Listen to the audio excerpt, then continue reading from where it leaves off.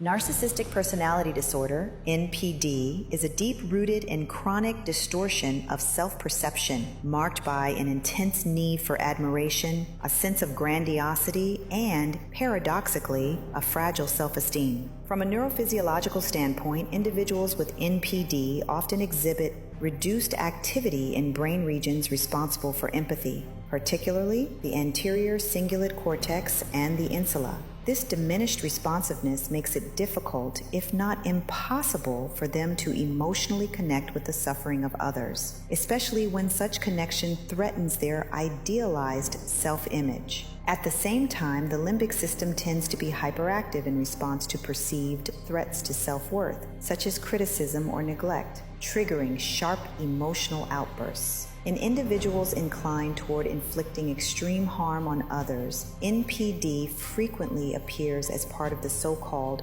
dark triad, a cluster of traits that includes narcissism, psychopathy, and Machiavellianism.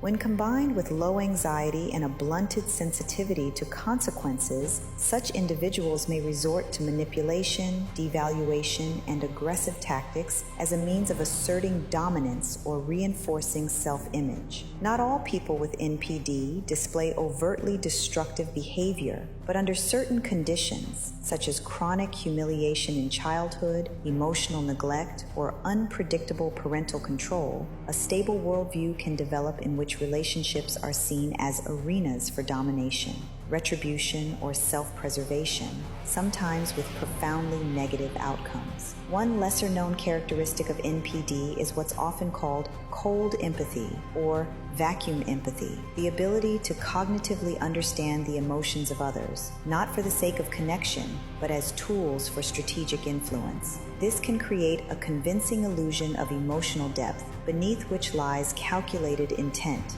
These adaptive mechanisms often begin to emerge in adolescence as a defensive response to ongoing invalidation or the absence of a psychologically safe environment.